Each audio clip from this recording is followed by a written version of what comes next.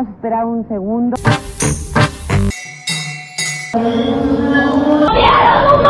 My divine self. Why are you gay? A good man or evil. My ass kicked in this kitchen.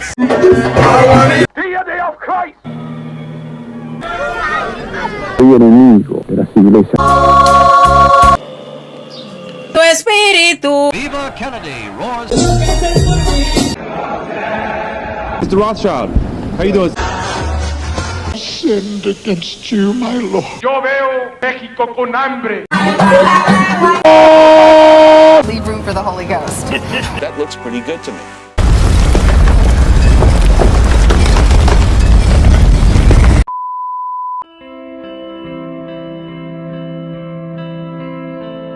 Evangelio Público, todo relacionado con el Evangelio, por Eduardo Tejeda.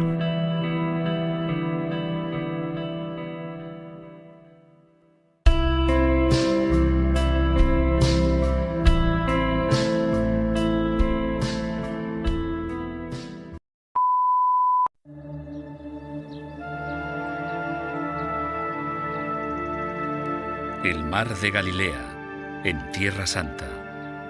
Jesús vivió a orillas de este lago predicando y haciendo milagros que aparecen en los 4 libros de los Evangelios, los únicos datos que tenemos de su vida. Pero, ¿podemos creer lo que leemos en esos libros?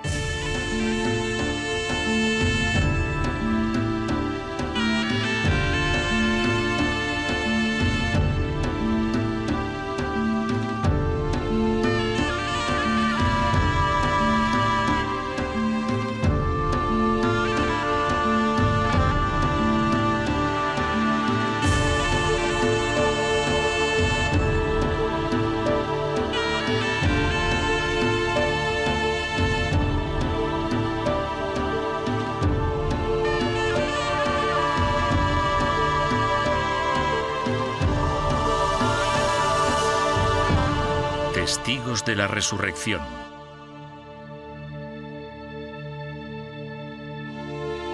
Hasta hace muy poco, dábamos por sentado que los evangelios se escribieron mucho tiempo después de que muriera Jesús, que eran historias transmitidas de generación en generación, en el mejor de los casos, una colección de recuerdos distantes.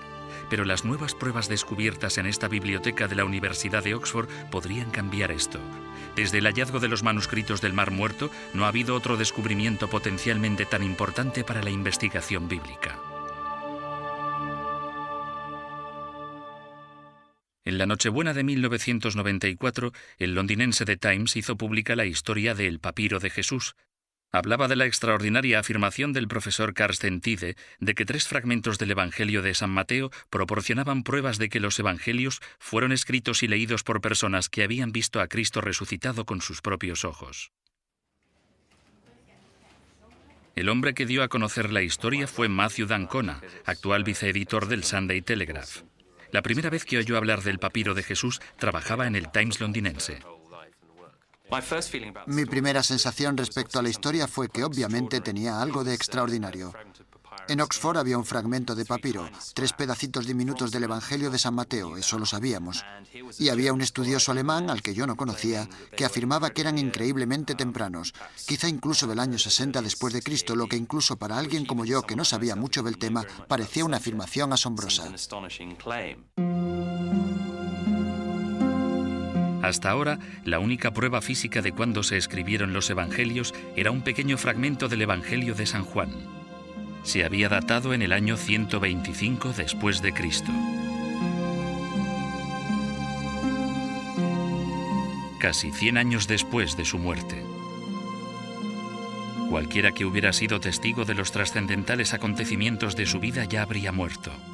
Según Tide, el papiro de Jesús ofrece nuevas pruebas físicas de que los evangelios se escribieron mucho antes, basándose en relatos oculares, lo que proporciona la primera relación entre los evangelios escritos y la propia vida de Cristo. Contemplar estos 3 fragmentos diminutos, que juntos no ocupan más que una tarjeta de crédito, no impresiona mucho. Están escritos por ambas caras desde el capítulo 26 del Evangelio según Mateo. En total, Son 6 frases en griego. En cada trozo se pueden leer unas cuantas palabras. Pertenecen a los versículos que tratan los últimos días de la vida de Jesús.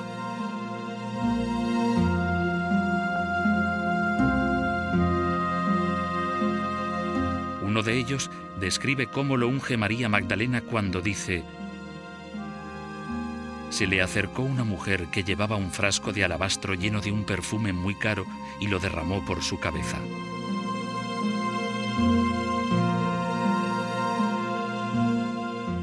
En otro fragmento, lo que aparece escrito es la traición de Judas. El hombre llamado Judas Iscariote fue a ver al sumo sacerdote y le dijo: ¿qué estás dispuesto a darme si os lo entrego? Y la última cena, en la que Jesús comunica a sus discípulos que uno de ellos lo entregará diciendo: el que ha mojado conmigo la mano en el plato, ese me entregará. El Hijo del Hombre ha de recorrer el camino que dicen las Escrituras. Sabíamos que iba a ser una gran historia, pero desconocíamos su magnitud. Nada más publicar la historia hubo una extraordinaria respuesta en todo el mundo. La recogieron los periódicos y emisoras de radio y televisión de muchos países, desde la India hasta Italia. Cuando volví a mi mesa el día después de que se publicara la historia, estaba cubierta de faxes y mensajes de teléfono de gente que quería saber más.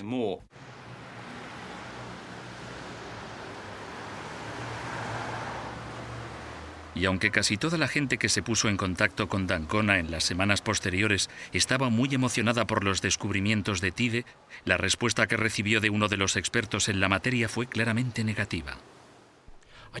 No creo que tenga razón en su afirmación de que estos pequeños fragmentos del Evangelio de Mateo se puedan fechar a mediados del siglo I. Junto con casi todos los expertos del campo, creo que estos fragmentos se escribieron hacia finales del siglo II. Todas las pruebas apuntan en esa dirección, y esa ha sido la visión que se ha tenido durante unos 40 años, y no veo razón para modificarla. Graham Stanton es el antiguo presidente de la Sociedad Internacional de Estudiosos del Nuevo Testamento y profesor en el King's College de la Universidad de Londres. A pesar de ser uno de los principales opositores a la afirmación de Tide, ve su atractivo. A la gente siempre le interesa algo nuevo que tenga que ver con Jesús. En este caso concreto, las afirmaciones son bastante poco habituales porque, en vez de menospreciar la fe cristiana, algo que sucede constantemente en los medios de comunicación, ocurre justo lo contrario. Estas afirmaciones parecen significar para algunas personas que los evangelios pueden ser bastante anteriores y quizá más fiables de lo que muchos habían supuesto, aunque yo no comparto ese punto de vista. d'Ancona se dio cuenta de que el descubrimiento de Tide había creado controversia y quería saber más. Había escuchado los argumentos de ambas partes del debate, pero quería ir más allá de los titulares para fijar las pruebas por sí mismo. Antes de seguir la senda de la erudición moderna, establecida por Tide, d'Ancona tenía que aclarar otro misterio. ¿Cómo llegó un antiguo documento griego hasta Oxford y llamó la atención de un erudito alemán?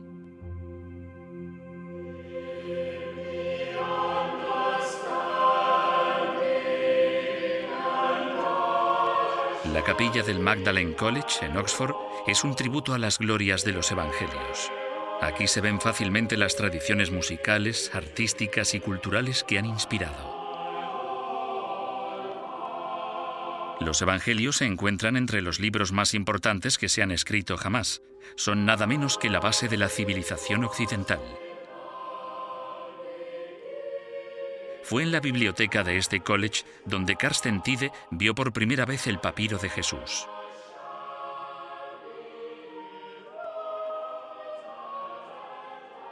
d'Ancona fue al Magdalen College a buscar pruebas sobre el escurridizo capellán victoriano Charles Hewlett, el hombre que puso el papiro al alcance de Tide. Sus pesquisas iniciales sobre Charles Hewlett desvelaron muy poco, pero descubrió que Hewlett estudiaba a los clásicos aquí, en el Magdalen College.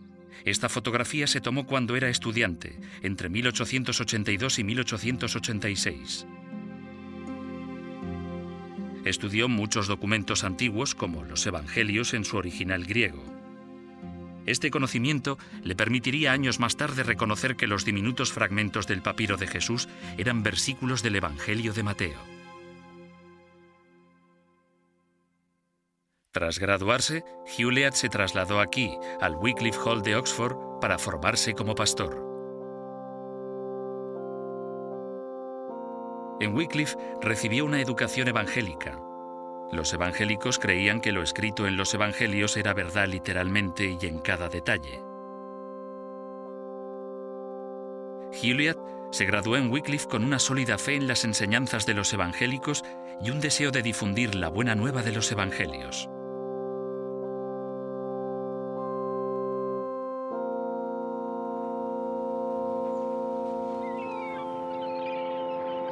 Después de su graduación, viajó miles de kilómetros para predicar la palabra de Dios, en Egipto. En aquella época, el viaje duraba 2 semanas. Primero atravesó el Canal de la Mancha para pasar a la Europa continental y luego viajó en tren hasta Brindisi, Italia. Desde allí cruzó en barco el mar Mediterráneo y continuó luego en tren hasta El Cairo, la capital de Egipto. El último tramo, un viaje en barco de vapor por el Nilo hasta Luxor, duró unos 6 días.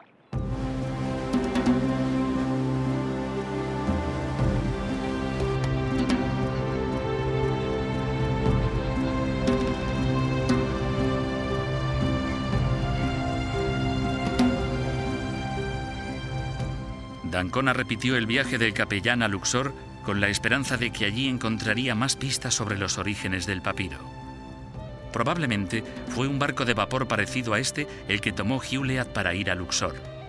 En una época en que Gran Bretaña dominaba medio mundo, no era extraño que un hombre como Hewlett aceptara su llamada cristiana en una tierra extranjera. Pero aún así, sin duda estaría inquieto. Se trataba de su primer viaje al extranjero y sin duda no tenía ni idea de que iba a descubrir lo que ahora sabemos que es un tesoro de incalculable valor.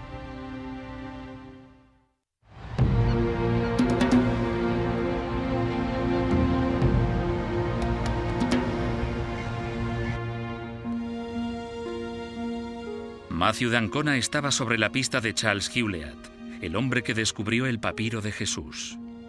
Tras graduarse en Oxford, Hewlett viajó hasta Luxor para atender las necesidades religiosas de los turistas occidentales.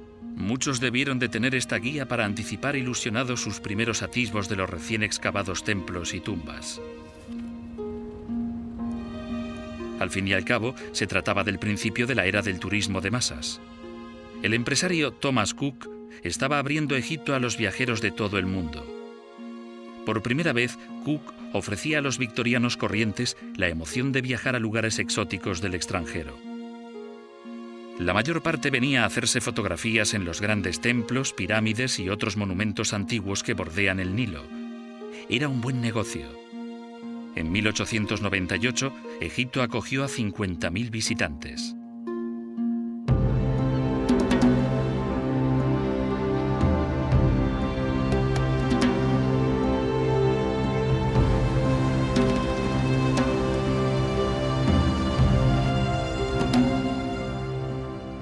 Al acercarse a Luxor, resulta sencillo imaginar la emoción que debió de sentir Hewlett al ver por primera vez sus grandes monumentos.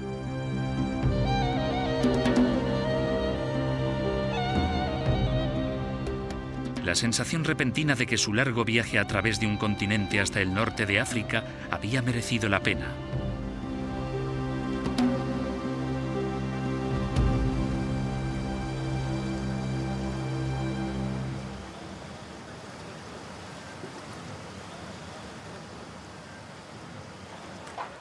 A principios de siglo, los barcos de vapor de Thomas Cook atracaban aquí, como siguen haciendo hoy en día.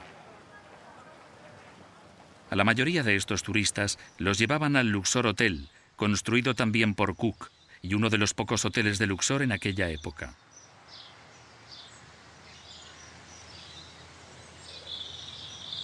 Abierto en 1877, era la joya del imperio de Thomas Cook y proporcionaba un alojamiento de lujo a los viajeros que solían quedarse allí varias semanas. Para contribuir a velar por su bienestar espiritual, Thomas Cook designó a Charles Hewlett capellán del hotel. Hola, no sé si podrá ayudarme. Me llamo Matthew d'Ancona, soy de Londres. Estoy intentando averiguar algo sobre un hombre llamado Charles Hewlett que vivió en el hotel en la década de 1890. ¿Le dice algo el nombre? ¿Sabe algo de él? El gerente actual no puede ayudar a d'Ancona en su búsqueda de alguna pista de Hewlett. ¿Puedo echar un vistazo rápido? Sí. Muchas gracias. De nada. Pero en el vestíbulo hay pruebas de la edad de oro del hotel, cuando además de turistas, Luxor estaba lleno de exploradores y arqueólogos. Hay un retrato de Howard Carter, el hombre que descubrió la tumba de Tutankamón en 1922. Desde este hotel anunció su descubrimiento mundialmente famoso.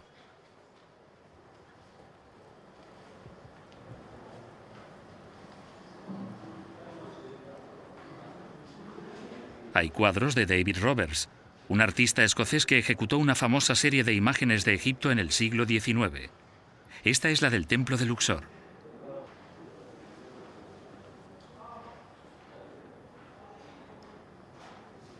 La pared del fondo está cubierta de páginas de las guías Thomas Cook de Egipto del siglo XIX. Incluyen información sobre el Luxor Hotel, un lujoso refugio en el que los ricos pasaban sus vacaciones a gusto.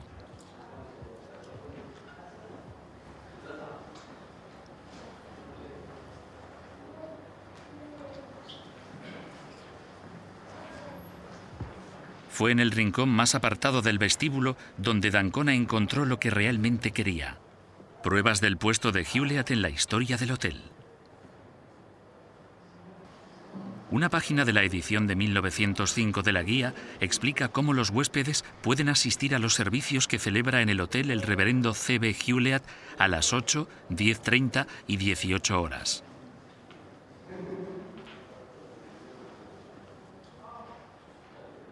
En otra página, la guía menciona el papel de Hewlett en el hospital de la zona para los autóctonos, donde también es capellán.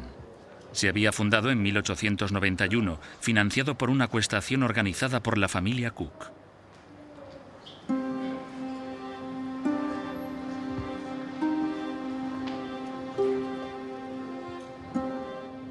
Parece que Hewlett fue feliz aquí.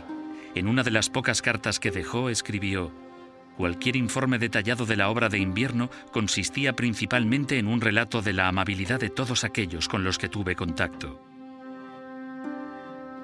La presencia de un capellán residente durante el invierno en Luxor, según dijo, se había extendido entre los viajeros del Nilo, de modo que, en muchos casos, cambian sus planes para poder estar en Luxor para el domingo, tanto al ir como al volver.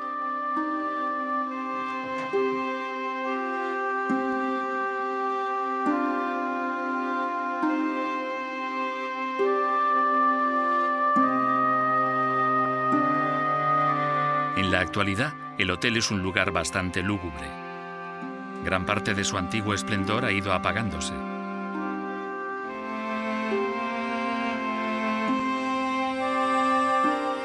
Pero en la azotea, la vista es exactamente como debía de ser en la época de Hewlett.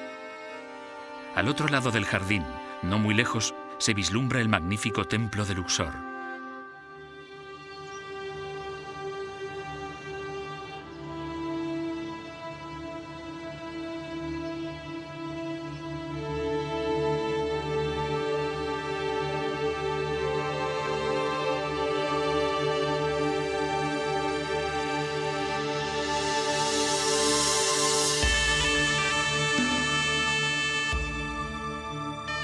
La construcción de este poderoso templo la inició el faraón Amenofis III 1400 años antes de que naciera Jesús.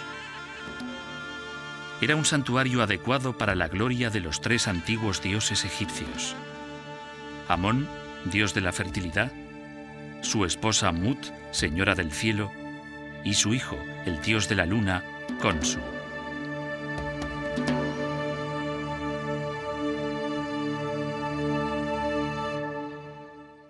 Durante los milenios que pasaron, disminuyó la importancia que el templo tenía para la gente. En el siglo XIX, gran parte de su estructura quedó enterrada por la arena, el cieno y el barro. Los mercaderes comerciaban en sus terrenos sin mostrar interés por la gloria latente. Cuando comenzaron a llegar los turistas victorianos, se estaba excavando y se le devolvió su antiguo esplendor.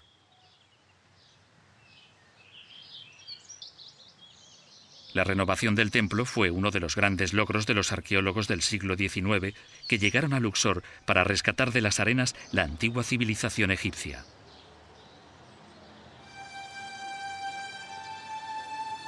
Gracias a su trabajo, los visitantes pueden ver hoy las magníficas estatuas del faraón Ramsés II en todo su esplendor, vigilando la entrada al templo. Fue Ramsés, continuando la obra de Amenofis, quien construyó la mayor parte de lo que hay aquí y quien añadió las estatuas como testamento a su propia grandeza.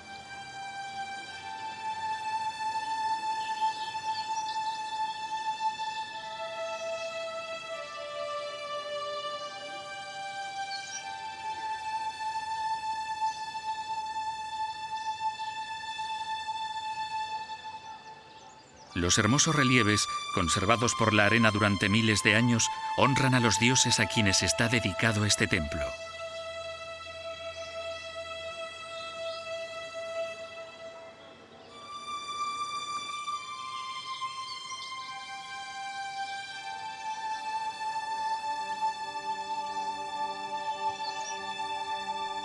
El patio de Ramsés II, una de las glorias del templo, tenía un tejado que formaba una arcada gigante.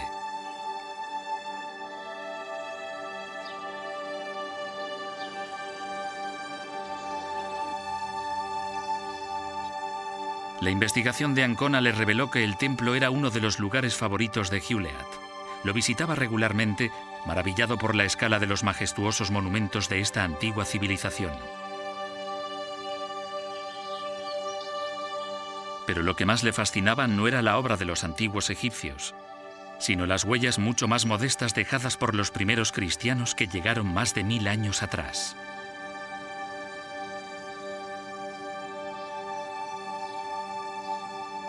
Lo último que uno esperaría encontrar en un antiguo monumento egipcio sería una cruz cristiana, pero en un rincón poco visitado del templo hay una pista de la fascinación de Hewlett por Luxor.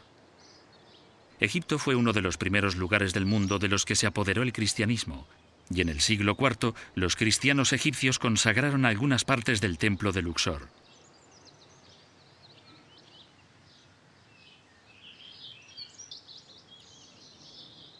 Los cristianos convirtieron esta parte del templo en una capilla. Les ofendían las imágenes paganas que los rodeaban. Se puede apreciar dónde recubrieron los antiguos relieves egipcios y pintaron sus imágenes sagradas. En otros lugares sigue habiendo huellas de su censura. Cincelaron los brazos, piernas y caras desnudos de los antiguos egipcios.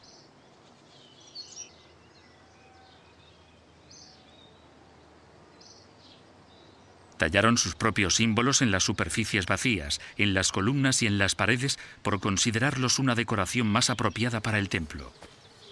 D'Ancona había descubierto que a Hewlett le fascinaba este vandalismo cristiano. En una carta señalaba con aprobación evangélica los restos de la época en que los cristianos habían consagrado estas reliquias paganas al servicio de su Señor, que también es el nuestro. Pero no hay pruebas de que Hewlett encontrara los fragmentos de papiro en el templo. D'Ancona siguió la pista de Hewlett y del papiro por el Luxor que el capellán también conocía.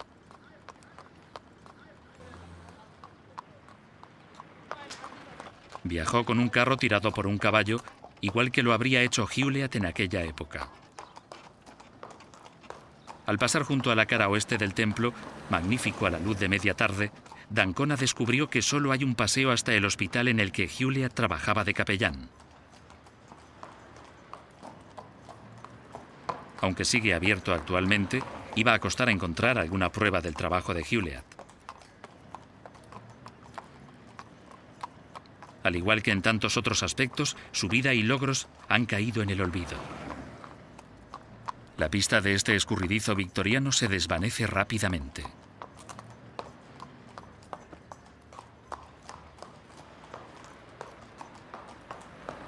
Pero fue en algún lugar de Luxor donde encontró los frágiles fragmentos del papiro de Jesús.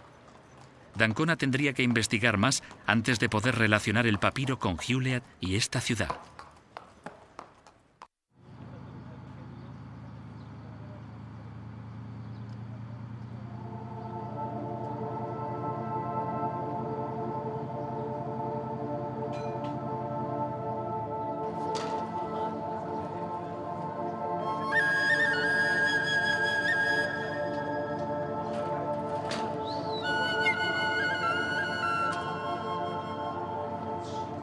El río Nilo separa Luxor de la orilla oeste.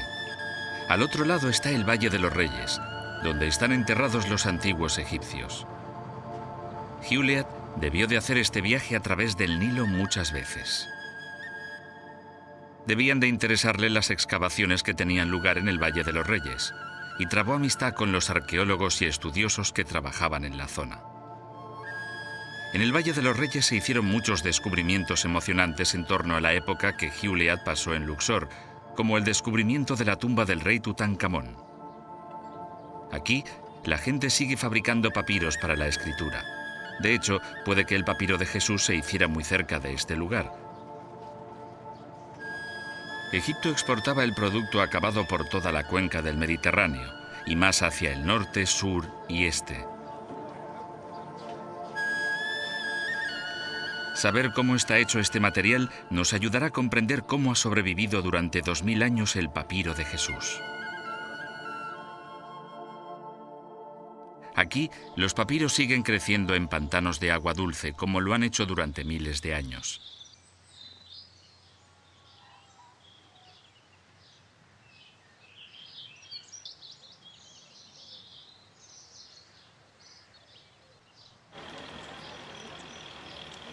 Estos trabajadores utilizan los mismos métodos que los de la época en que se escribió el papiro de Jesús. Primero cortan los tallos en trozos pequeños.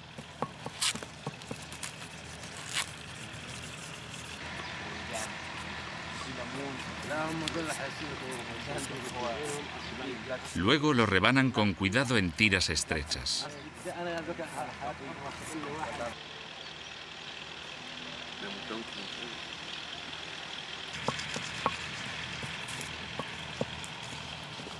Después los aplanan sirviéndose de una piedra pesada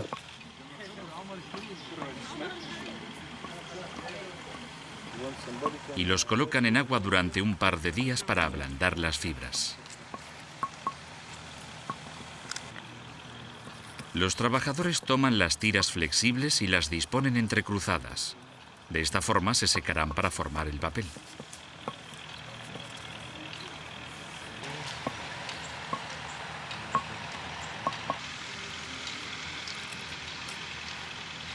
Una vez montada la hoja, se sitúa entre dos placas para escurrir todo el agua.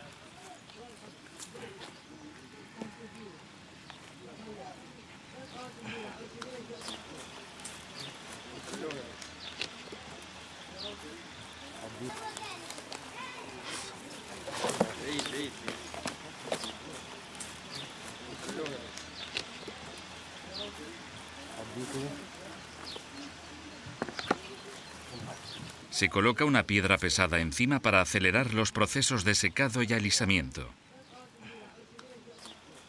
Se deja el papiro al sol un par de días para eliminar la última humedad.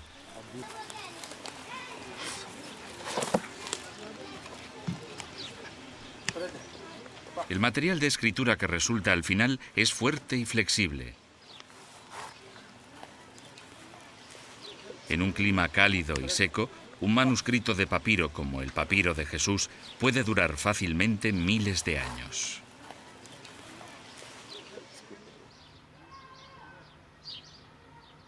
Los escribas que escribieron los fragmentos que encontró Hewlett pudieron emplear una caña para dar forma a las diminutas letras del papiro. En ocasiones, los papiros también se decoraban utilizando pigmentos brillantes, igual que hacen en la actualidad estos artesanos, recreando los espectaculares dibujos y símbolos de la antigua civilización egipcia.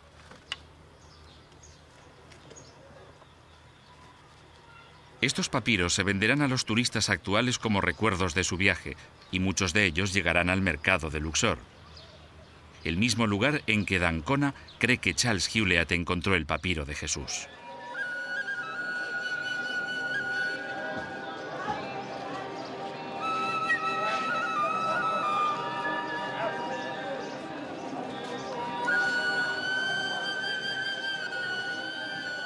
Es probable que Hewlett viniera aquí a menudo en busca de artilugios antiguos.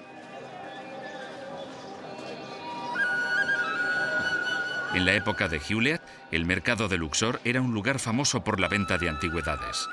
En aquella época había un comercio activo de artilugios robados por todo Oriente Próximo.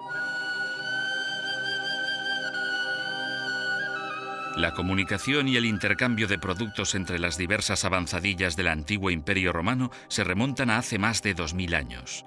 La educación clásica de Hewlett pudo enseñárselo, así que al llegar al mercado pudo haber estado buscando no solo antigüedades egipcias, sino también artilugios griegos y cristianos. Era una oportunidad muy buena para alguien que sabía que lo que buscaba podía traer consigo algo especial. En la actualidad, el mercado viene a ser igual que entonces, pero solo se pueden comprar papiros de recuerdo en los bazares y tiendas de antigüedades de la ciudad. Es imposible conseguir lo auténtico. Incluso con lo poco que sabemos de Hewlett, no cuesta imaginar su emoción la primera vez que viera los fragmentos de papiro. Debían de estar en un puesto del mercado muy parecido a este. Hewlett debió de reconocer inmediatamente los breves pasajes de sus amados evangelios. ¿Cuál es el papiro más antiguo que tienes? Aquí tengo unos 75 papiros. ¿No sería posible encontrar algo de unos 1000 años de antigüedad? No, ¿Dónde podría conseguir algo tan antiguo? eso se encuentra en las tumbas. ¿En Luxor no hay sitios en los que se puedan comprar ahora? No, nunca te encuentras ese tipo de cosas a la venta en las tiendas. Eso se encuentra en el templo, en las tumbas. Al igual que hoy, pudo hacer trueque al menor precio posible, intentando esconder su creciente entusiasmo. Quiero comprar este. Vale, 50. No, 10. Le haré un descuento si quiere y se lo dejo por un precio de 50. 10. Si quiere comprar alguno más... No, solo este y nos vamos. Vale, se lo doy porque es la primera vez que viene a Egipto y quiero conocerle. Vale, muy bien. Y le haré el 50% como muestra de hospitalidad. Vale, aquí tiene. Muchas gracias. Muy bien, deme la mano.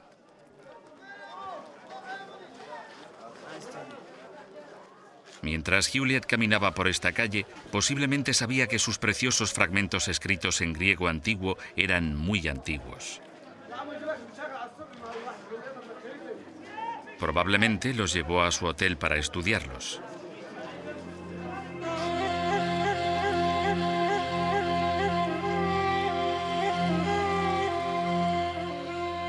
El examen de Hewlett le llevó a creer que los fragmentos eran del siglo III. Evidentemente, tenía la sensación de que había descubierto algo espectacular y estaba ansioso por confirmarlo. Empaquetó el papiro y lo envió a su antiguo college de Oxford. Pero estaba muy lejos de casa y quedó muy decepcionado por el modo en que los estudiosos de Oxford trataron su precioso hallazgo.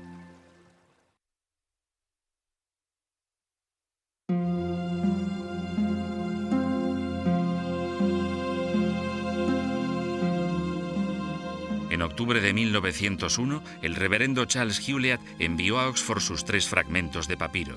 Esperaba que allí estuvieran tan emocionados como, sin duda, lo estaba él por el descubrimiento. Este es el sobre en el que los mandó. Mateo 26 se refiere a los versículos del Evangelio escrito en el papiro de Jesús, pero también escribió en el sobre, encontrados un año después, pero evidentemente de la misma hoja. Esto sugiere que Hewlett ya había enviado otros fragmentos del mismo papiro. Por desgracia, no hay rastro de ellos en la actualidad. Nunca sabremos qué antiguos misterios podrían haber resuelto estos papiros perdidos. Hewlett esperó ansioso un acuse de recibo de su precioso papiro de Jesús por parte del Magdalen, pero no llegó. Así que escribió al bibliotecario del college: «Espero que los fragmentos de papiro hayan llegado bien. Mi madre los mandó por correo certificado el 11 o 12 de octubre. Sin embargo, no sabemos nada de su llegada». La carta de Hewlett es el único documento que certifica el descubrimiento del papiro de Jesús, que ahora es el fragmento del Nuevo Testamento sobre el que más se habla en el mundo. Lo que nadie se molestó en decir a Hewlett fue que su papiro había sido enviado a este hombre, Arthur Hunt. Hunt era uno de los principales expertos en la conservación y datación de papiros antiguos. Han se había ganado su reputación con su trabajo sobre un enorme hallazgo de papiros en Oxirrinco, en el desierto egipcio. Los papiros se descubrieron conservados bajo la arena en un antiguo vertedero fuera de la ciudad. Contenían cientos de listas, cartas y poemas. Hasta la fecha, se trata de la mayor colección de papiros antiguos que se ha encontrado. Según Han, los fragmentos de libros, como el papiro de Jesús, no se podían fechar antes de finales del siglo III o principios del siglo IV. Así que no sorprende que, cuando contestó al college, diera al papiro de Jesús una fecha de finales del siglo IV, cientos de años después de la muerte de Cristo. No advirtió nada excepcional en los fragmentos.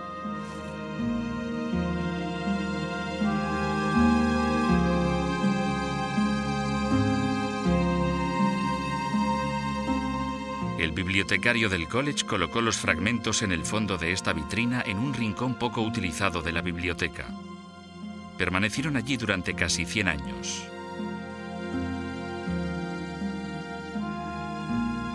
En cuanto a Juliet, su ministerio como pastor en Luxor finalizó. Ya con esposa e hijos, fue enviado al otro lado del mar Mediterráneo a la ciudad de Mesina, en Italia. Sería su traslado fatal.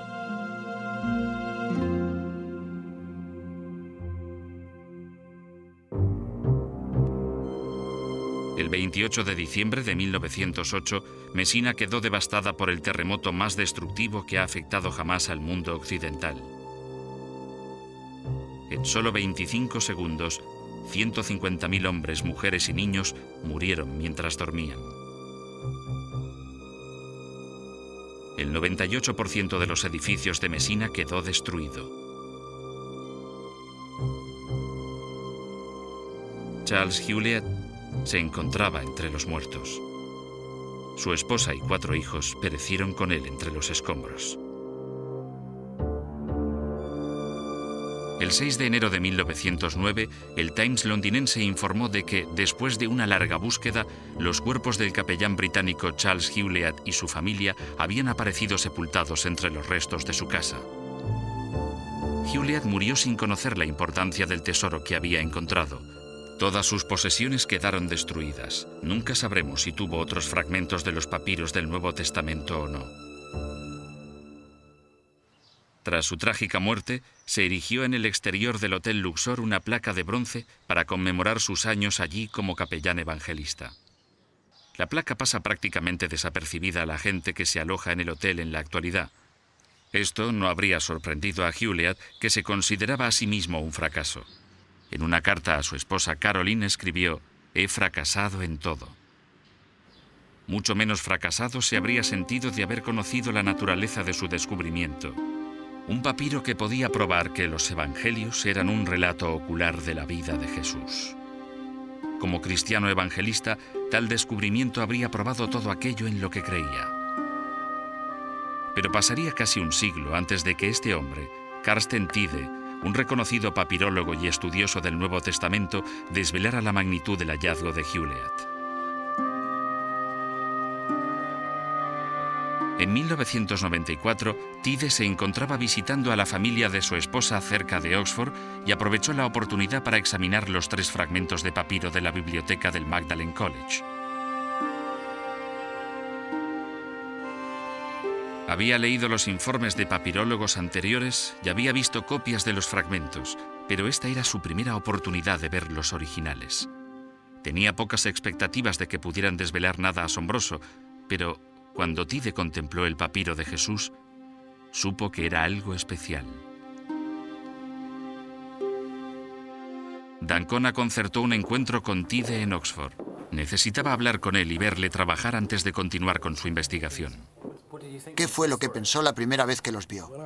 La primera vez que vi el papiro original, tras haber estudiado fotocopias y fotografías, me quedé sorprendido y tuve una cierta sensación de emoción, porque había una nota al lado que decía aproximadamente 300 después de Cristo, Pero esto era demasiado tarde y se veía al observar el original que las fotografías daban lugar a error y que la gente no había visto ciertos detalles en el papiro, detalles de caligrafía.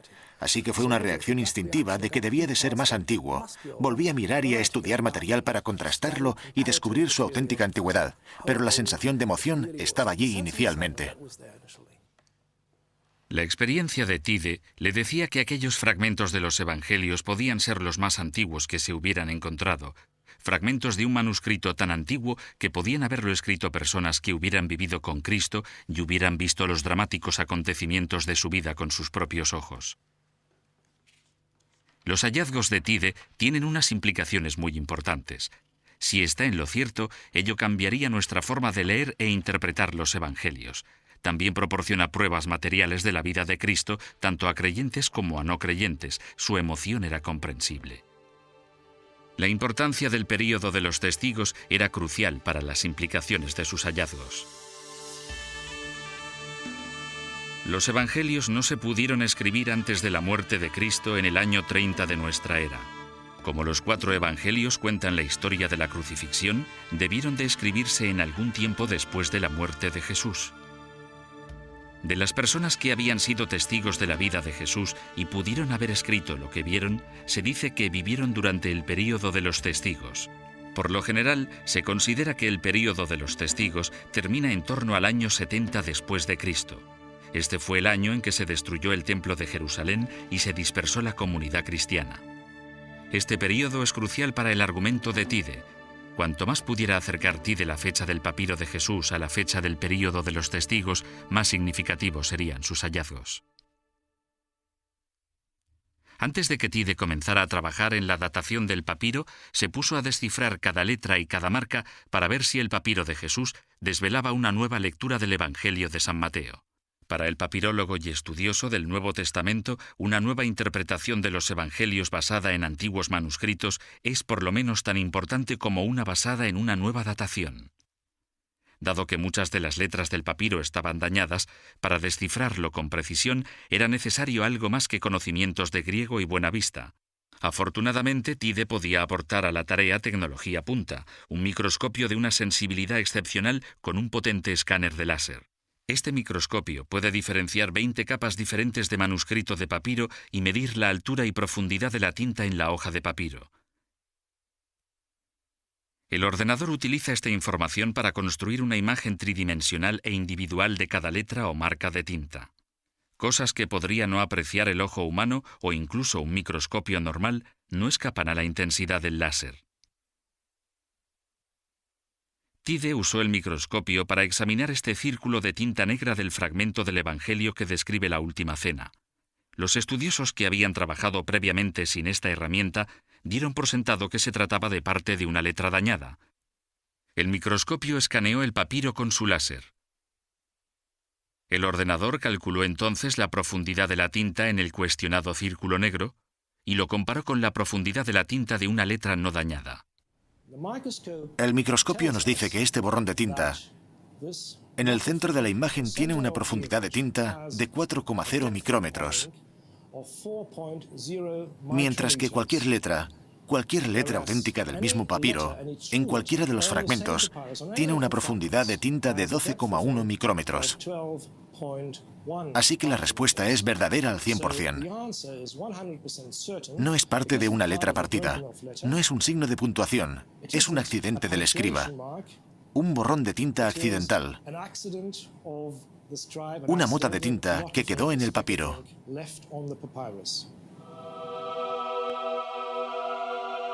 Los estudiosos creían que la mota de tinta era o bien un signo de puntuación o bien una letra dañada, pero la investigación de Tide demuestra que en realidad no se trata más que de un borrón accidental de tinta que dejó el escriba en el papiro. Esta identificación cambia la forma de leer y traducir el versículo de la Última Cena. Bueno, intentemos visualizar la escena. En la Última Cena están Jesús y 12 discípulos. De pronto Jesús predice que uno de ellos va a traicionarlo. Así que todos ellos dicen, los 12, incluido Judas, que es el que lo traicionará, ¿soy yo, Señor? Antes creíamos que los discípulos hablaron uno tras otro después de que Jesús hiciera esa dramática predicción de que uno de ellos lo traicionaría. Eso suena un poco extraño. Uno no espera que 12 hombres respondan uno tras otro en una situación tan dramática. Bien, el papiro de Jesús nos dice que en realidad estaban hablando al mismo tiempo, todos a la vez, en aquella situación tan dramática y emocionante. El papiro de Jesús nos proporciona una nueva descripción de lo que sucedió realmente en la última cena, mucho más convincente que las de las Biblias de uso más extendido en la actualidad. Así que con la nueva lectura, que es en realidad la lectura más antigua posible, volvemos a la escena histórica, a los testigos que lo vieron, informaron de ello e hicieron que quedara escrito. Por desgracia, el escáner láser del microscopio no puede desvelar una fecha precisa para los fragmentos. La datación por radiocarbono tampoco sirve para fechar el papiro de Jesús por diversas razones. En primer lugar, los fragmentos son demasiado pequeños. En segundo lugar, la prueba fecharía el material, pero no la escritura. Y por último, la fecha resultante de usar este método tiene un margen de precisión de 50 años. Para conseguir una fecha exacta para el papiro, las técnicas de comparación siguen siendo las más válidas. Por esto, Tide tendría que acudir a lo antiguo en lugar de a lo moderno. Cuando se quiere fechar un papiro, hay que emplear varios métodos y enfoques. El más común e importante es lo que se llama paleografía comparativa, que consiste en comparar el fragmento de papiro que no tiene fecha con otros manuscritos datados o datables, lo que significa que provienen de un yacimiento, de una excavación arqueológica de la que se sabe que pertenece al período más tardío o más temprano posible, en el que se podría haber escrito cualquier cosa encontrada allí. Comparar la caligrafía es la tarea más importante y difícil del papirólogo. En la antigüedad, la caligrafía que empleaban los escribas cambiaba de manera significativa a lo largo del tiempo. La caligrafía del siglo I después de Cristo tiene un aspecto muy diferente a la de 100 años antes. Del mismo modo que la caligrafía de la época de Hewlett es claramente diferente a la nuestra. Así que cuando se tiene un papiro sin fecha, hay que compararlo con documentos de un estilo caligráfico similar cuyas fechas sí se conozcan. Hay que encontrar otro manuscrito cuyo estilo coincida con el que se intenta fechar y estar seguro de una fecha. Hay que hacer esto con varios textos diferentes. En los archivos, bibliotecas y museos de todo el mundo se pueden encontrar papiros comparables, manuscritos comparables. Pero lo que hay que hacer es volver a las fuentes donde se escribieron o fueron descubiertos por los arqueólogos la mayor parte de los papiros importantes, los que necesitamos para nuestro trabajo. Y en nuestro caso, ese sitio es Israel, Tierra Santa, con el Qumran, con los manuscritos del Mar Muerto, con algunos de los wadis de Hana al-Heber e incluso de la fortaleza de Mesada. En todos estos lugares se encontraron fragmentos de pergamino, cuero, papiro e incluso pedazos de cerámica, tiestos, llamados ostraca. Y todos ellos pertenecían a un periodo datado o datable para que pudiéramos usarlos. Debemos ir allí y mirarlos, mirar incluso en los lugares en los que se encontraron.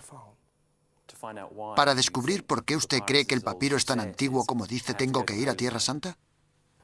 Nuestra tarea de detectives nos lleva al lugar o lugares donde ocurrió todo, donde vivieron los testigos, donde transmitieron los relatos de lo que habían visto, donde se escribieron, guardaron y descubrieron los manuscritos supervivientes más antiguos, algunos de los cuales necesitamos para nuestro trabajo. Así que había llegado la hora de que Matthew d'Ancona siguiera los pasos de Tide. Primero en Nahal Heber.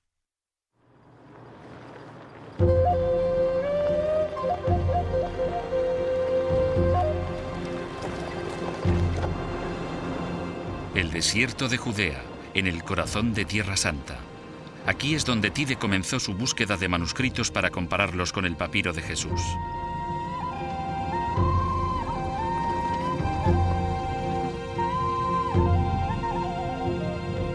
Aquí, en el desierto de Judea, se han conservado muchos documentos de este tipo. Al igual que en Egipto, la sequedad permite que los manuscritos antiguos sobrevivan durante tantos siglos.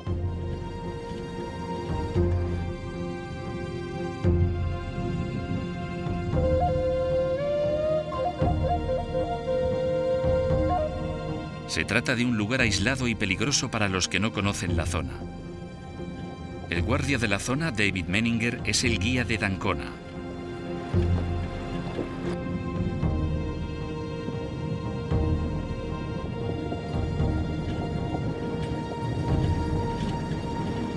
Al adentrarnos en la tierra donde vivió Cristo, nos dirigimos al encuentro de la primera evidencia que necesitaba Tide para probar su teoría.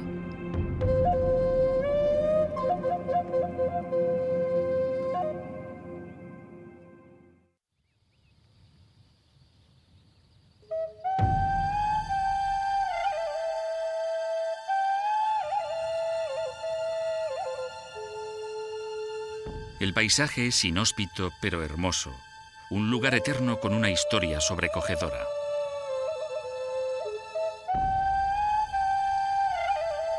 Estas son las montañas por las que anduvo Jesús hace 2000 años. El Evangelio, según Lucas, cuenta que aquí fue sometido a prueba por el demonio cuando dice: Jesús fue guiado al desierto por el Espíritu y durante 40 días fue puesto a prueba por el demonio. Satán intenta tentar a Jesús 3 veces, pero él responde cada vez con citas de la Biblia y vence a su adversario demoníaco. d'Ancona viajó con David Menninger a la Cueva de los Horrores en el valle de Nahal Jeber. En 1955, unos arqueólogos encontraron aquí unos antiguos manuscritos que ayudaron a Tide a fechar el papiro de Jesús. La historia de toda esta zona es oscura y trágica. En el año 135 después de Cristo, los judíos se rebelaron contra el ejército de ocupación romano. Liderados por el gran dirigente judío Bar Kokhba, trataron de expulsar a los romanos de Tierra Santa. Pero en la carnicería consiguiente, el ejército romano masacró a más de 500.000 de rebeldes y a sus partidarios. Los últimos rebeldes que sobrevivieron consiguieron llegar hasta esta parte del desierto para escapar de los romanos. En los riscos que dominan el valle, decenas de metros abajo, encontraron una cueva diminuta para esconderse. Sobre la cueva se encuentran los restos del campamento que construyeron los soldados romanos para sitiar a los rebeldes que se escondían debajo.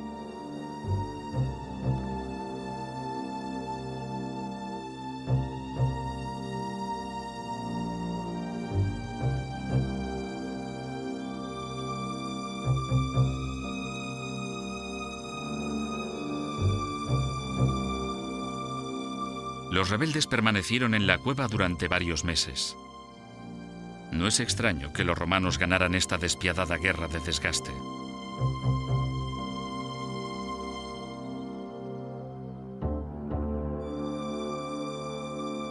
En 1955, los arqueólogos desenterraron restos de hombres, mujeres y niños.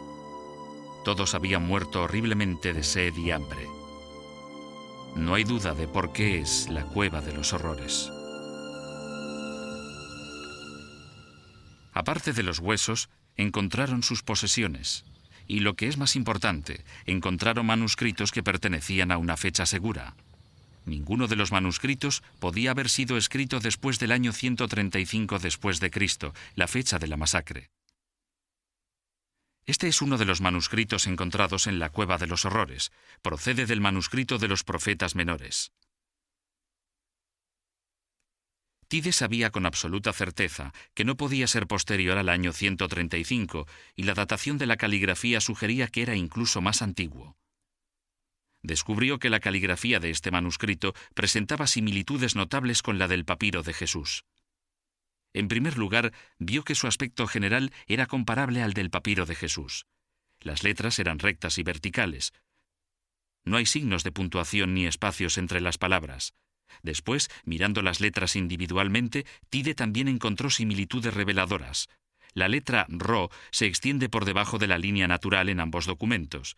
La barra horizontal de la letra eta está ligeramente por encima de la altura media entre las dos líneas. Estos trazos son muy poco habituales y son pruebas de que los escribas que redactaron los dos documentos escribieron en la misma época.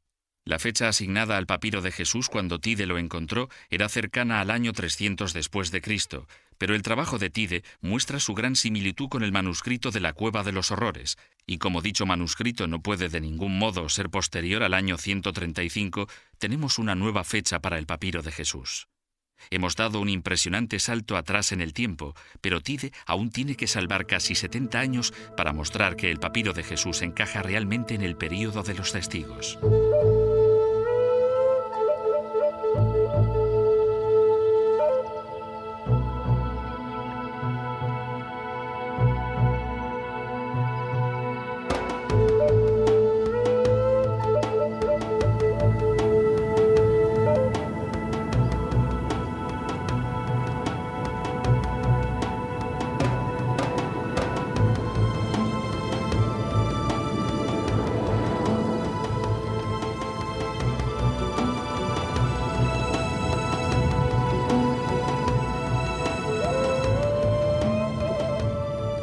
Para encontrar la siguiente prueba, d'Ancona siguió la pista de Tide a través del desierto desde Nahal Jeber hasta la enorme fortaleza de Masada, otra escena de gran crueldad.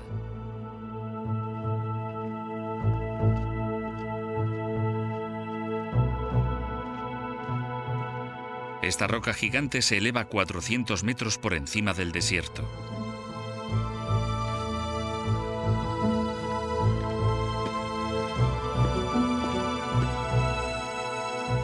La fortaleza la construyó el rey romano Herodes en el año 40 a.C. para protegerse de Cleopatra, la reina de Egipto. Pero en el año 66 después de Cristo, los nacionalistas judíos, conocidos como celotes, arrebataron Masada a los romanos. La toma de la fortaleza formó parte de una serie de intentos por expulsar al ejército romano de Tierra Santa.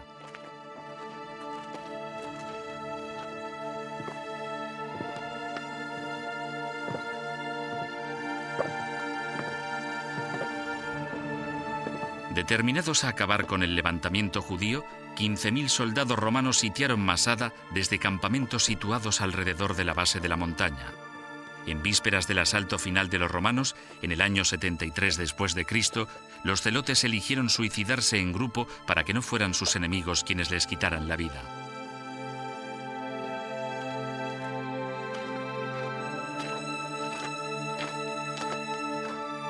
Cuando los romanos se abrieron paso, descubrieron que, de las 900 personas que se habían refugiado aquí, solo habían sobrevivido 2 mujeres y 5 niños. La plana meseta está rodeada por todas partes por un gran desnivel.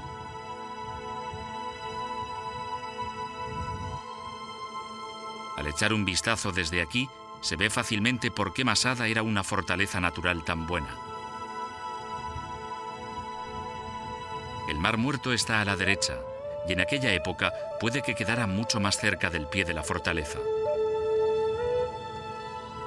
A la izquierda, la vasta extensión del desierto de Judea. Esta es la vista que los malogrados rebeldes vieron en su último día de vida.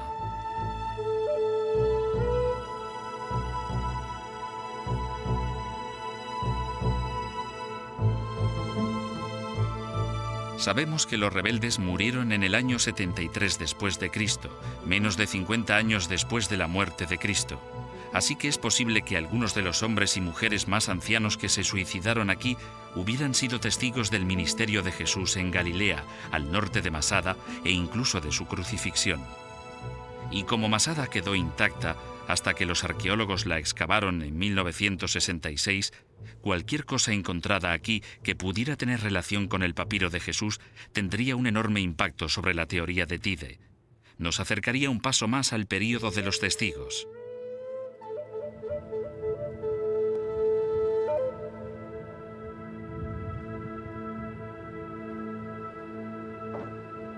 De hecho, los arqueólogos descubrieron una pista crucial en la sinagoga más antigua encontrada en el mundo. En una sala anexa, en la que posiblemente se cambiaban los sacerdotes antes del servicio, los arqueólogos encontraron un pedazo de cerámica que se había conservado bajo la arena desde la destrucción de Masada.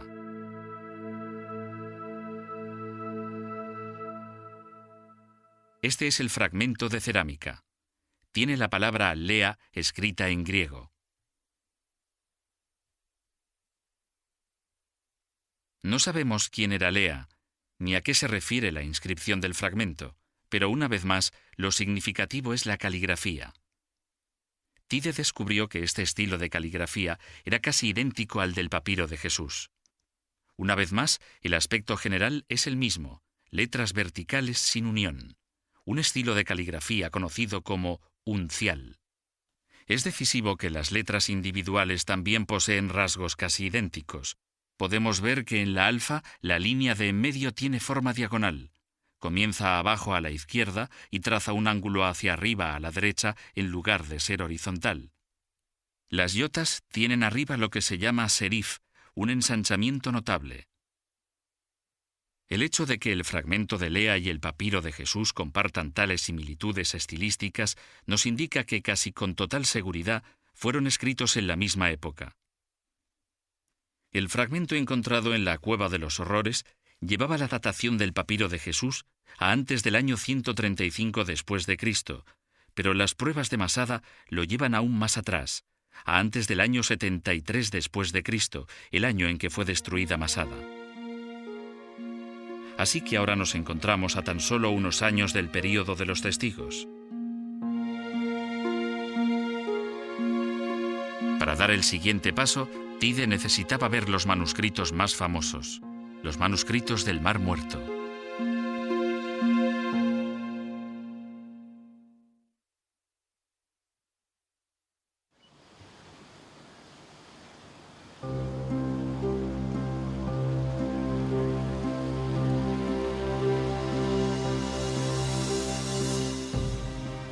El Museo de Israel en Jerusalén alberga uno de los mayores tesoros antiguos del mundo, los famosos manuscritos del Mar Muerto. El santuario del libro se incorporó al museo en 1965. Se dice que el distintivo diseño se parece a las tapas encontradas en las tinajas en las que se descubrieron los manuscritos sagrados.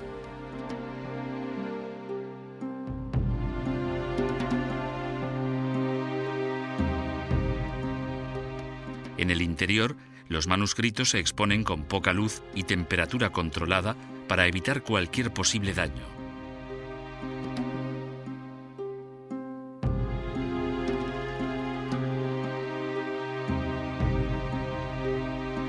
Los manuscritos fueron encontrados hace 50 años por un pastor beduino en el desierto de Judea. Todos tienen unos 2000 años de antigüedad.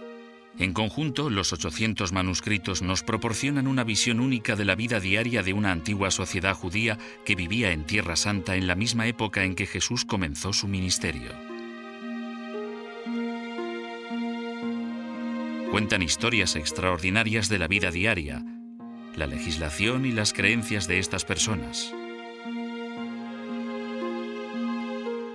Aunque la mayor parte de los manuscritos se encontró en fragmentos que tuvieron que unirse, algunos manuscritos de cuero aparecieron casi intactos.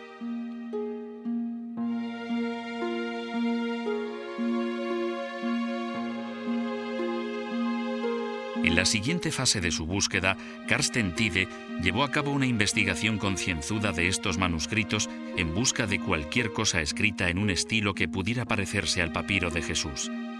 Sabía lo importante que era descubrir tales similitudes. Los manuscritos se encontraron a 48 kilómetros de Jerusalén, en Qumran, a orillas del Mar Muerto.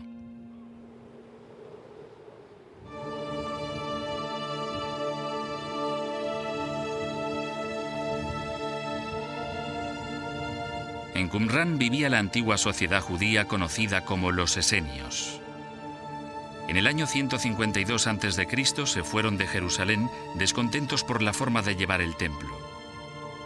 Creían que los valores religiosos se habían ido perdiendo de manera escandalosa y se retiraron al desierto para formar su propia comunidad basada en una vida sencilla de estudio y oración. Vivieron en este escondite aislado del desierto durante más de 200 años, separados e independientes de la cúpula judía de Jerusalén. De nuevo, seguir la pista de la investigación de Tide ha llevado a Dancona al lugar de una antigua masacre. d'Ancona se reunió con un estudioso de Qumrán, Hanan Eshel, que le mostró el lugar.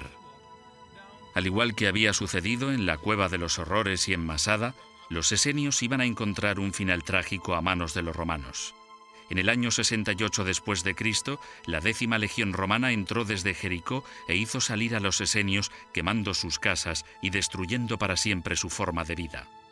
Los esenios debieron de sentir que se acercaba el final, porque tal y como sabemos ahora, escondieron su tesoro más sagrado, los 800 manuscritos que formaban su biblioteca en las cuevas que rodeaban Qumrán. El asentamiento de Qumrán quedó entonces escondido por la arena durante 2000 años. Todo lo que hay aquí permaneció intacto hasta 1947, cuando un pastor beduino tropezó con los preciosos manuscritos de los esenios. Una vez más, Tide sabía que cualquier cosa encontrada aquí debía ser anterior al año 68 después de Cristo, año en que los romanos destruyeron el asentamiento. Así que, si algo de lo descubierto aquí se parecía al papiro de Jesús, proporcionaría pruebas cruciales para apoyar una datación incluso anterior. Y esta es la cueva en la que se encontró esa prueba crucial.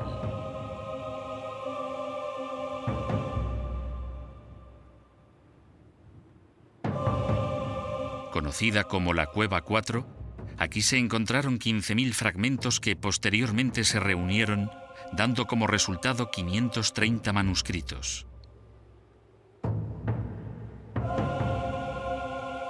Había quien pensaba que los soldados romanos habían rajado los manuscritos con la intención de destruir para siempre la biblioteca esenia, pero, por suerte para Tide, los fragmentos sobrevivieron protegidos una vez más por la seca arena.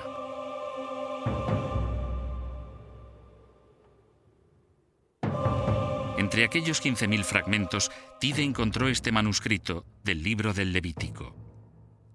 Al pertenecer al Antiguo Testamento, debió de ser una parte esencial de la biblioteca esenia. El estilo caligráfico del fragmento del Levítico es casi idéntico al del papiro de Jesús, y al igual que todos los manuscritos del Mar Muerto, debe de ser anterior al año 68 después de Cristo.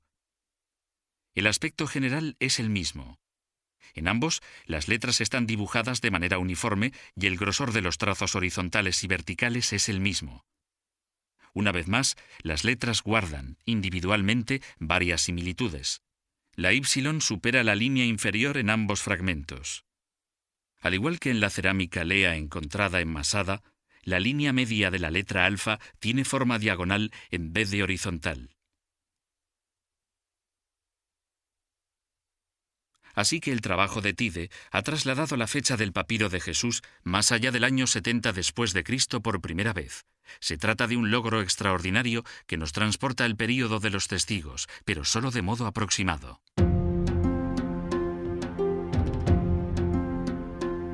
Cuanto más cerca del período de los testigos conduzca Tide el papiro de Jesús, más seguros podremos estar de que los evangelios fueron escritos por personas que conocieron a Cristo. Así que, ¿existen pruebas de que los evangelios se escribieran incluso antes? ¿Es posible mostrar que fueron escritos bien entrado el período de los testigos? Hay indicios en la geografía de Tierra Santa que sugieren una fecha anterior. Debemos viajar a Banias, el punto más al norte de Israel.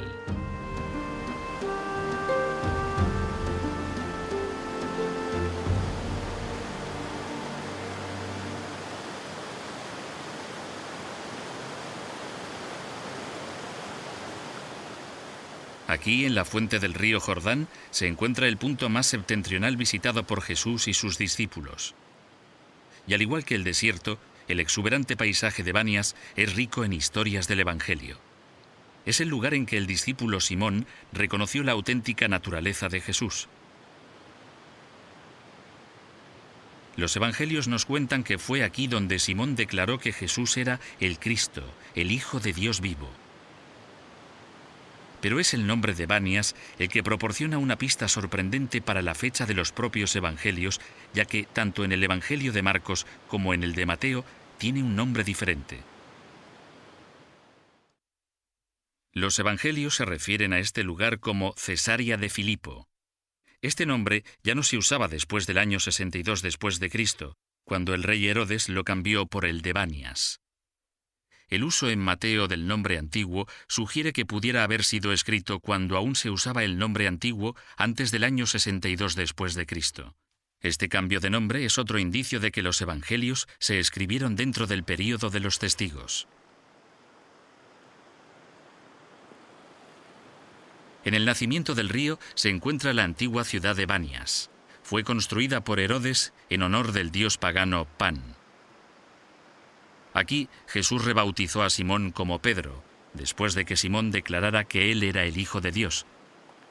Tal y como nos dicen los evangelios, y yo te digo que tú eres Pedro, y sobre esta piedra voy a edificar mi iglesia, y las puertas del Hades no la vencerán.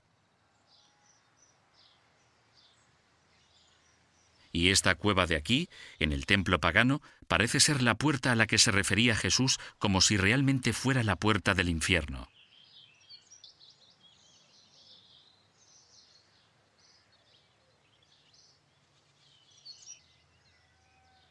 Las palabras de los evangelios parecen concordar con lo que podemos ver en la actualidad con nuestros propios ojos. Aquí, en Banias, los evangelios empiezan a interpretarse como el relato de los testigos. Con la intención de datar los evangelios más atrás en el tiempo, Tide regresó al desierto, a Qumrán y a los manuscritos del Mar Muerto. Aquí, en la Cueva 7, que estaba derrumbada, los arqueólogos habían encontrado otro fragmento diminuto de los manuscritos que, según Tide, podía adentrarnos más en el período de los testigos. Este fragmento diminuto con letras escritas en griego no es mayor que un sello postal. La investigación de Tide ha mostrado que se trata de otro fragmento del Evangelio cristiano, esta vez del Evangelio según San Marcos, y contiene algunas palabras del capítulo 6.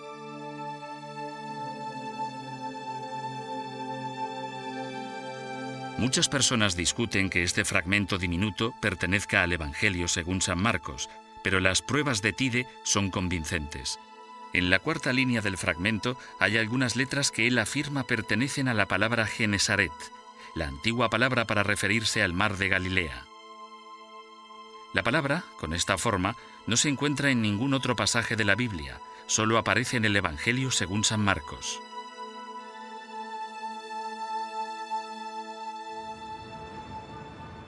Tide encontró más pruebas en Jerusalén de que el fragmento pertenecía al Evangelio según San Marcos.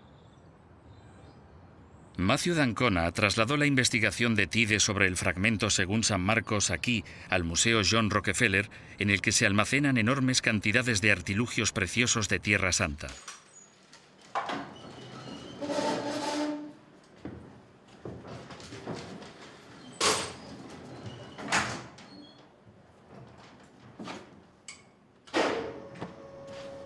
¿Cuántos años tiene el edificio? Lo construyó en los años 30 la familia Rockefeller. Recibió el nombre de Museo Arqueológico de Palestina y hasta los años 60 yo diría que fue el principal museo arqueológico del antiguo Oriente Próximo. Joe Zayas, un celador del museo, le contó a d'Ancona cómo había ayudado a Tide a encontrar algo entre los innumerables artilugios almacenados en lo más profundo del sótano del museo. Vale, estos son los almacenes de la Autoridad en Antigüedades de Israel. Aquí tienen miles de objetos que se remontan a finales del siglo XIX. ¿Cuántos objetos tienen? Tenemos más de 75.000.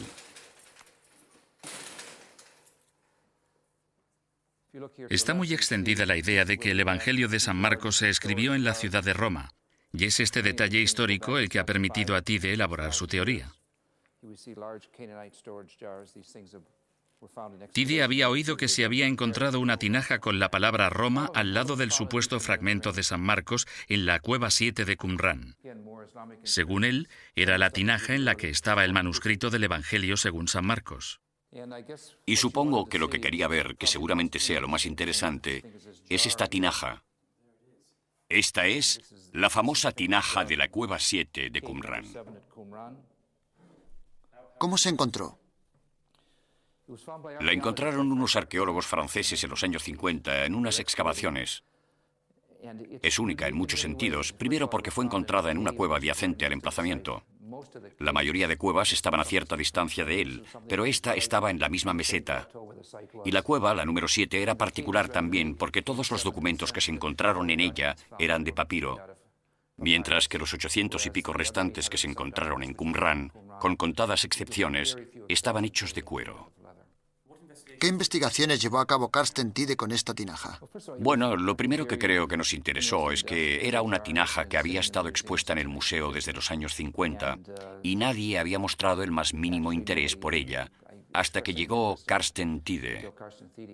Él sugirió que podía haber alguna relación entre los primeros cristianos y los fragmentos que se habían encontrado en aquel lugar, basándose en esta inscripción. ¿Qué fin tenía la tinaja y por qué puede ser tan importante? Al observar esta clase de tinajas, queda claro que estaban hechas con un único objetivo, el de almacenar manuscritos enrollados. La razón para afirmarlo es su morfología, que está diseñada para guardarlos. ¿Cómo lo sabemos? Observe estas asas. Lo que hacían era poner los documentos en las tinajas y les ponían una tapadera. Esta es una de las tapaderas originales de Qumran. Una vez puesta la tapadera con una cuerda, la aseguraban atándola a la vasija. No estaban hechas para almacenar vino ni para almacenar agua. Estaban hechas para almacenar documentos. Esta inscripción de la tinaja de los manuscritos es la palabra Roma en hebreo. Los historiadores creen que la tinaja llegó desde Roma. También se cree que el Evangelio de San Marcos fue escrito en Roma. El haber encontrado esta tinaja al lado del supuesto fragmento le da pruebas a Tide para afirmar que éste pertenece realmente al Evangelio de San Marcos. Así, Tide tiene otro fragmento más datado en el año 68 de nuestra era, y es más, se trata de un manuscrito enrollado. Pero el papiro de Jesús pertenecía a un libro. El siguiente paso de su teoría se basaba en que la primera vez que se escribieron los evangelios tuvo que haber sido en rollos manuscritos. El hecho de que el fragmento de Marcos de Qumran sea un rollo nos dice que los primeros cristianos escribían en rollos, que la primera generación de escritos cristianos estaban en rollos. De ahí que podamos decir que había un rollo manuscrito con el Evangelio según San Mateo antes del fragmento del libro del papiro de Jesús que tenemos ahora. Este argumento es vital. Hasta que se descubrió el fragmento de Marcos en Qumran, se creía que los cristianos escribieron los evangelios solo en libros. Sin embargo, ahora hay pruebas de que primero fueron escritos en rollos, que fueron copiados posteriormente a libros, como el papiro de Jesús. Por lo tanto, según Tide, los fragmentos del Magdalen College debieron de copiarse de rollos incluso más antiguos. El hecho de que hubiera rollos manuscritos antes del formato en libro nos dice que debió de haber un rollo manuscrito del Evangelio de San Mateo anterior al papiro de Jesús. Hay suficientes pruebas para afirmar que este Evangelio en particular y los otros Evangelios pertenecen al período de los testigos. Tide ha demostrado mediante sus comparaciones con documentos de la Cueva de los Horrores de Masada y de Qumran que el papiro de Jesús tiene que ser anterior al año 68, aunque el descubrimiento de Qumran implica que los primeros evangelios fueron escritos en rollos. Si esto es cierto, quiere decir que debió de existir un rollo manuscrito del Evangelio de San Mateo muy anterior, perdido en la actualidad, pero del que se habría copiado el papiro de Jesús. Tide ha afirmado que los evangelios fueron escritos en los 20 años posteriores a la muerte de Jesús. Un error que han cometido muchos estudiosos, muchos lectores de los evangelios, ha sido tratar a las personas que los escribieron como estúpidos y analfabetos que se dedicaron a recoger lo que podían. Y muchas veces ni se les ha tratado como individuos, sino como comités que eran libres de inventar historias sobre Jesús, palabras o afirmaciones de Jesús, según las necesidades específicas de sus comunidades. Si retrocedemos gracias a los papiros, gracias a los manuscritos, al papiro de Jesús, al rollo manuscrito de Marcos del Qumran, volviendo al período de los testigos, esta vía de escape de la historia a la leyenda se acaba a los pies de los historiadores modernos y de los escépticos. Ahora estamos tratando una vez más, como los primeros cristianos, información histórica. ¿Quiere decir que una de las cosas que nos dice el papiro de Jesús es que debemos considerar seriamente los evangelios como fuentes históricas? El hecho de que tengamos documentos que datan del período de los testigos quiere decir que los primeros cristianos estaban intentando conservar información histórica sobre el Jesús histórico, que entrevistaron a testigos oculares. Sabían qué había pasado y podían escribir lo que creían que era verdad, que era correcto históricamente. Y esto es en parte el resultado más importante de los análisis de tales manuscritos, que podemos retroceder como historiadores a los textos para ver cómo aquellos testigos y quienes los entrevistaron trataron la información histórica que tenían en sus manos. Ya no es un mito, no es una leyenda, es historia.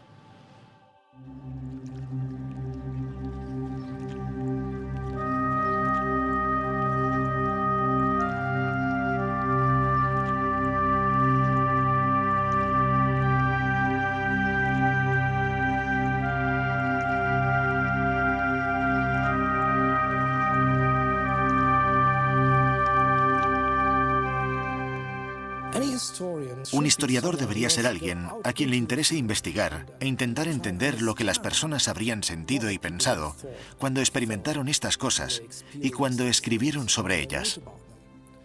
Le ayuda a uno a reconsiderar la propia actitud hacia la historia y hacia la escritura de la misma para ver dónde ocurrió y cómo se recogió en forma escrita, en documentos históricos.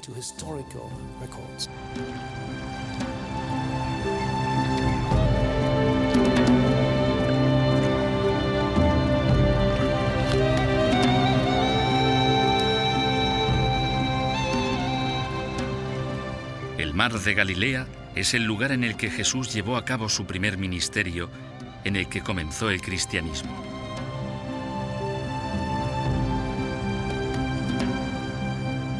Para Tide, el paisaje de esta zona es muy importante. Si hay que tratar los evangelios como documentos históricos, entonces el paisaje debería reflejar los acontecimientos e imágenes que describen. Aquí, en Galilea, los argumentos académicos de Tide cobran vida. El complejo trabajo de un estudioso se vuelve relevante para cualquiera que sienta interés por los evangelios. Para d'Ancona, aquí es donde tomaría forma la teoría de Tide. Este lago aparece en muchas de las historias más importantes del Evangelio. Aquí es donde dicen que Jesús amainó la tormenta que amenazaba las vidas de los discípulos que cruzaban el lago en un barco. Quedaron tan atónitos que dijeron: ¿quién es este que hasta los vientos y el mar le obedecen?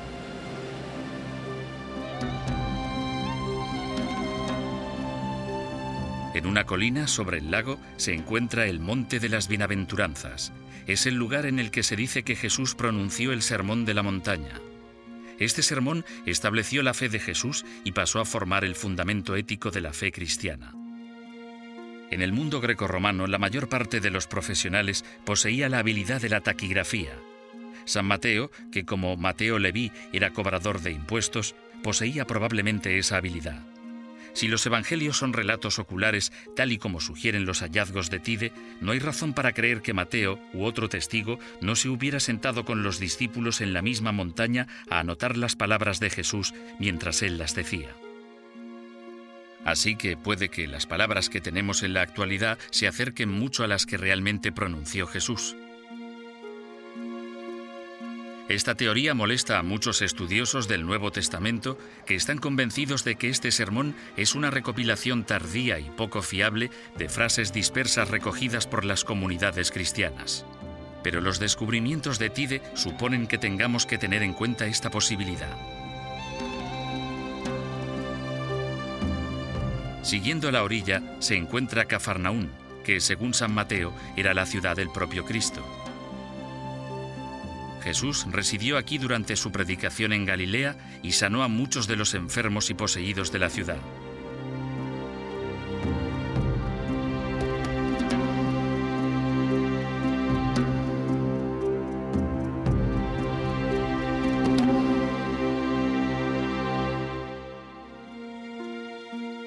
El lago está lleno de lugares que conmemoran la vida y muerte de Jesús.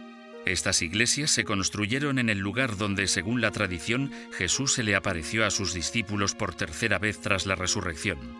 Los evangelios nos cuentan cómo Jesús habló a los discípulos diciendo: «Dios me ha dado toda autoridad en el cielo y en la tierra. Id, pues, y haced discípulos míos a todos los habitantes del mundo». Muchos de estos lugares reciben su nombre únicamente porque la tradición local los relaciona con acontecimientos concretos del Evangelio.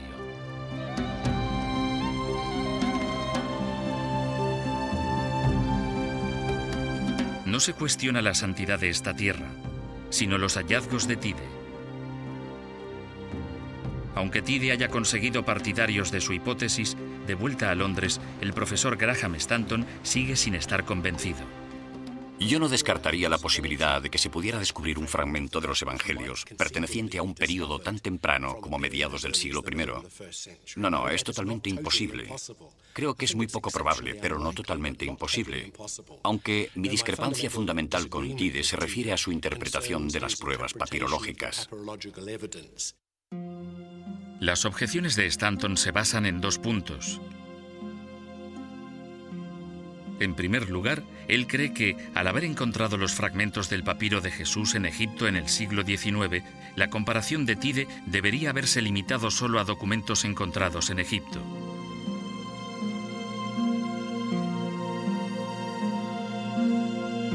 Los partidarios de Tide señalan que el papiro de Jesús se podría haber llevado hasta Egipto desde Tierra Santa en cualquier momento desde su redacción.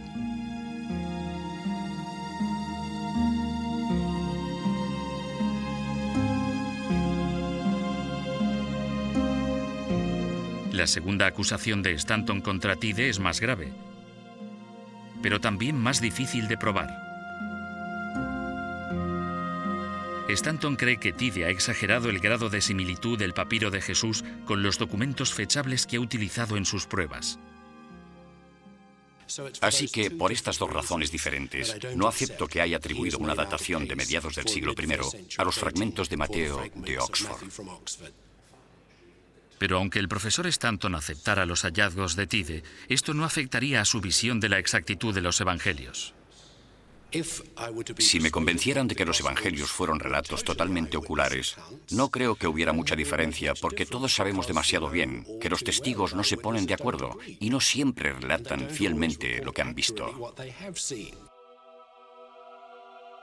No obstante, si los evangelios no son relatos oculares, ¿cómo explicamos los milagros que recogen? Al igual que a casi todos los demás estudiosos, no me suponen ningún problema las curaciones milagrosas. Jesús tenía claramente unas dotes curativas poco habituales. Sin embargo, resultan más problemáticos los llamados milagros naturales, cuando amaina la tormenta, camina sobre las aguas y hace milagros con la comida.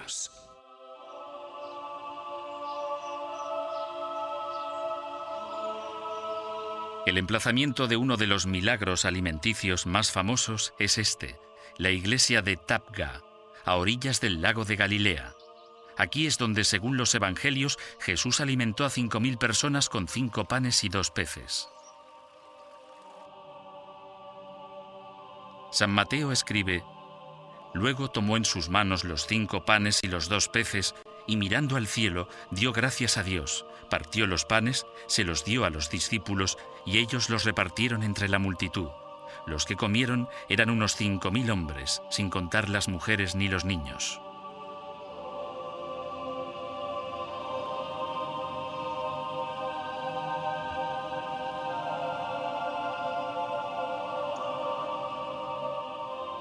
Se dice que esta es la roca en la que Jesús colocó los panes y los peces. La historia se conmemora en estos mosaicos del siglo V.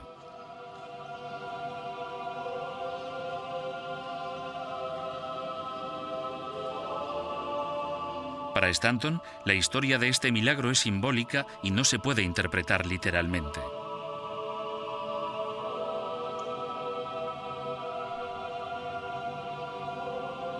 Pero si Tide está en lo cierto y los evangelios reflejan acontecimientos históricos escritos por testigos, entonces podríamos decir con una certeza aún mayor que ese milagro ocurrió aquí.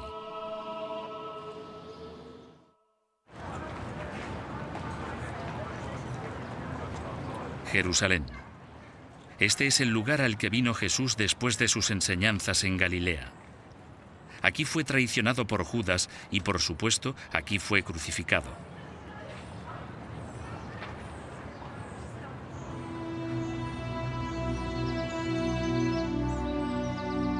Es el final del viaje de Matthew d'Ancona. Ha seguido el camino del papiro de Jesús hasta Jerusalén. Quería experimentar por sí mismo el legado actual de las historias del Evangelio.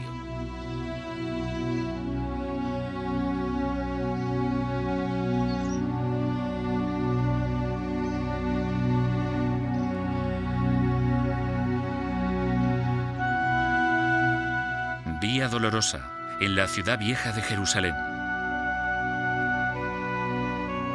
Según la tradición, Jesús siguió este camino para llegar al lugar de su crucifixión.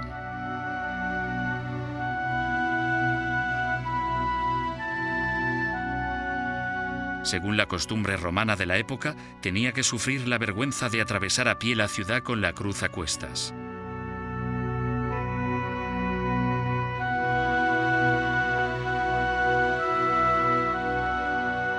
Pero muchos dudan si Jesús siguió realmente este camino, ya que, al igual que sucede con la mayoría de las historias del Evangelio, fue la fe y no las pruebas históricas lo que estimuló la religión.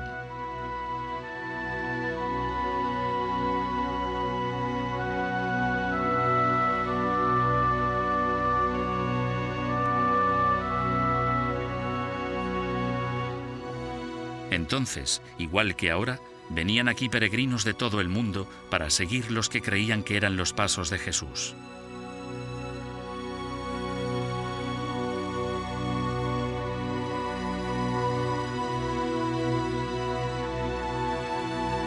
Vienen a ver las 14 estaciones del Vía Crucis, cada una de las cuales conmemora uno de los dramáticos acontecimientos del agonizante último camino de Jesús hacia la muerte. La cuarta estación marca el lugar donde se cree que María, la madre de Jesús, le habló de camino al Gólgota.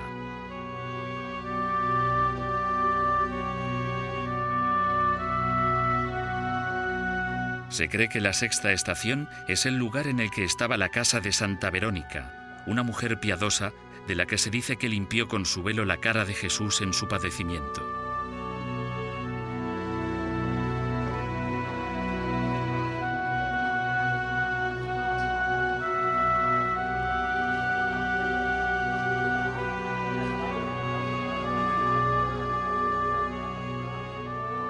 Y en la séptima estación se dice que Jesús cayó por segunda vez bajo el peso de la cruz.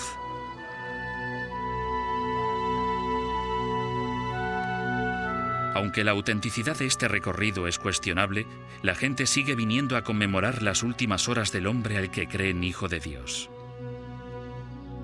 Para estas personas, la fe cuenta mucho más que las pruebas científicas.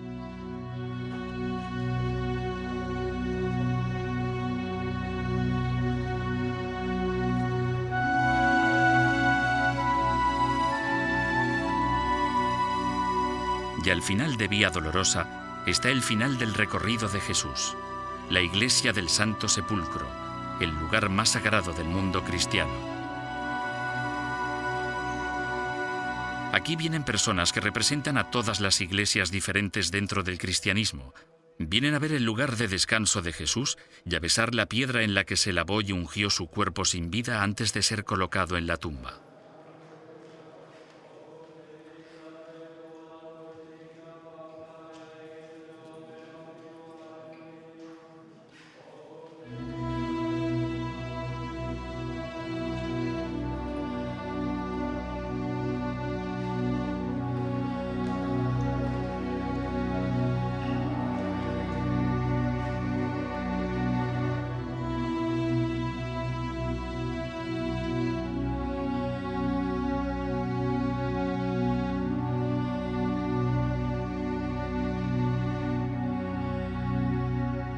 Aquí se puede ver la tumba que, según cuentan, es el lugar en el que yació el cuerpo de Cristo tras su crucifixión. Los peregrinos esperan en fila para tocar la misma piedra bajo la que, supuestamente, se enterró a Jesús.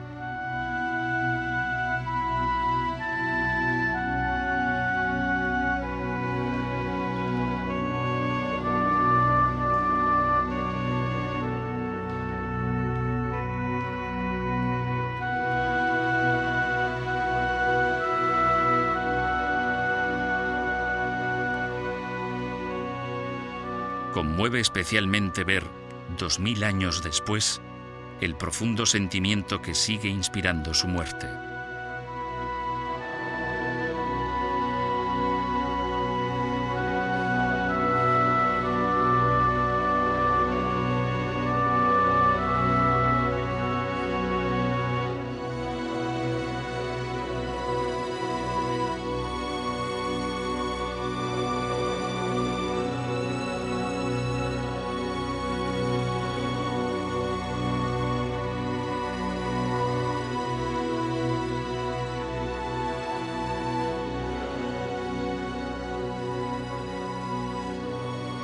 Durante la mayor parte de los pasados 2000 años, ciencia y fe han estado en conflicto. Galileo fue condenado por hereje por la Iglesia. La teoría de la evolución de Darwin contradijo el mito de la creación y Freud destruyó la idea de la responsabilidad moral cristiana.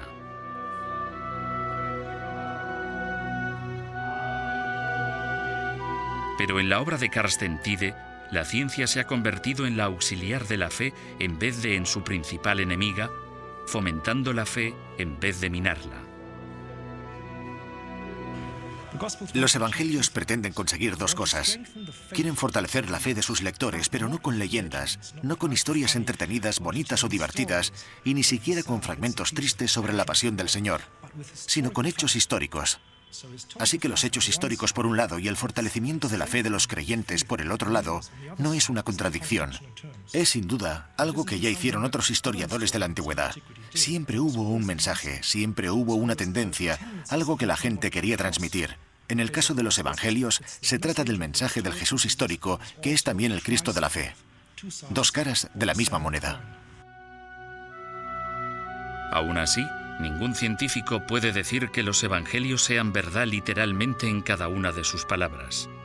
Solo pueden formarse un juicio sobre si son auténticos. Y si se puede mostrar que los evangelios son más auténticos de lo que hasta ahora han creído los estudiosos, entonces el Jesús de la historia y el Cristo de la fe se convierten en uno solo. Casi 100 años después de que el capellán Charles Hewlett encontrara el papiro de Jesús, se ha descubierto la magnitud de su importancia.